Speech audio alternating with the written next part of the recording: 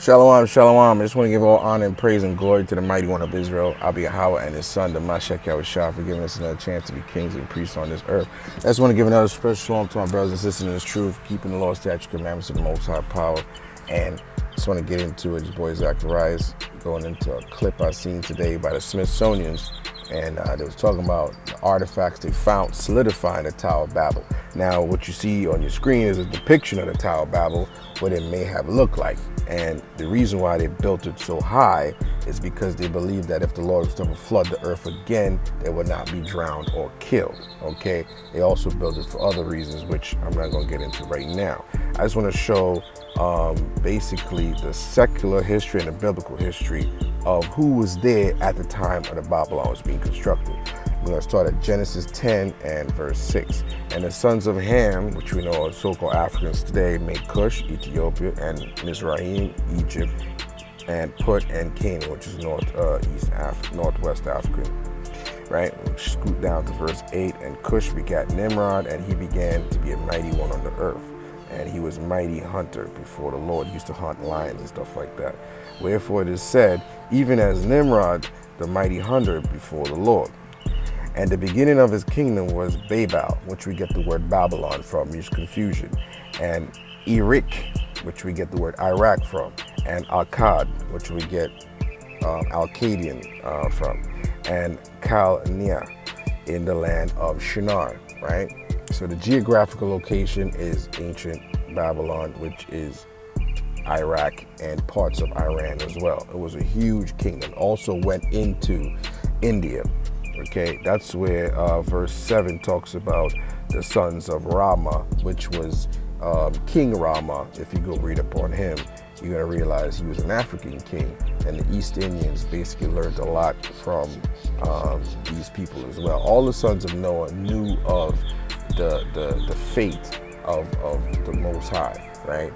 You're gonna see Brahma, the religion of Brahma, which came from Abraham and all that.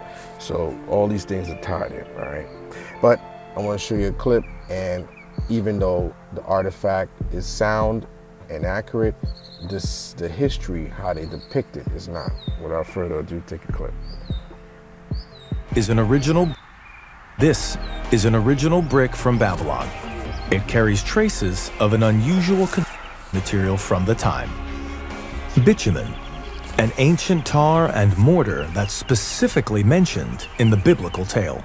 This is one of the actual bricks which Nebuchadnezzar commissioned. We know it's Nebuchadnezzar because there's a stamped inscription on the front.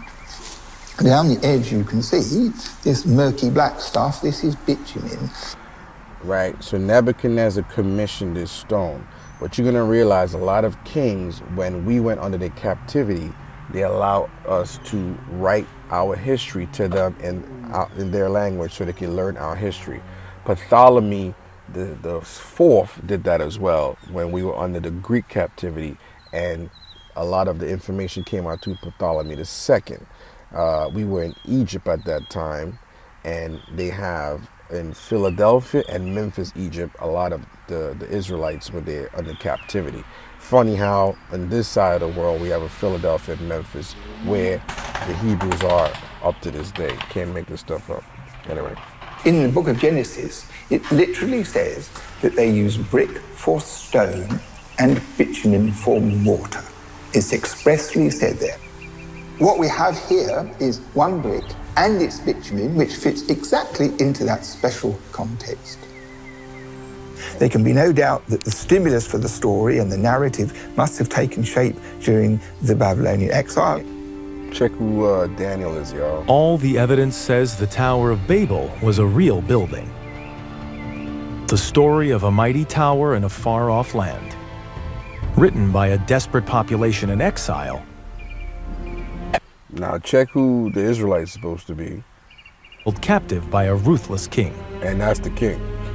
And the destruction of the tower was their way to rewrite history. How you rewrite history, which you're attempted to do now. Now, King Nebuchadnezzar was not around in the Tower of Babel. That was King Nimrod. King Nebuchadnezzar was in time of Daniel, which is around 600 BCE, which we're going to read right now. Daniel 1:1.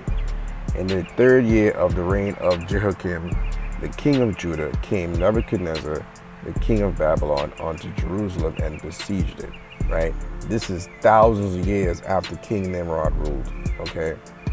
And the Lord gave Jehoiakim, king of Judah, into his hands with part of the vessels of the house of the Lord God, which he carried into the land of Shinar to the house of his God, and he brought the vessels into the treasure house of his God. Okay, we all know that, Israel went off and the Lord sent Nebuchadnezzar to destroy the southern kingdom at that time, right? So it was not that time of what they call Nebuchadnezzar in that video.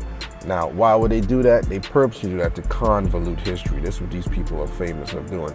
The Smithsonians know all the records of the world because they have them, right? I'm gonna show you something of the Dead Sea Scrolls that they have in their possession to this day, right? The relevant period of the occupation of this site runs from 100 to 68 BCE.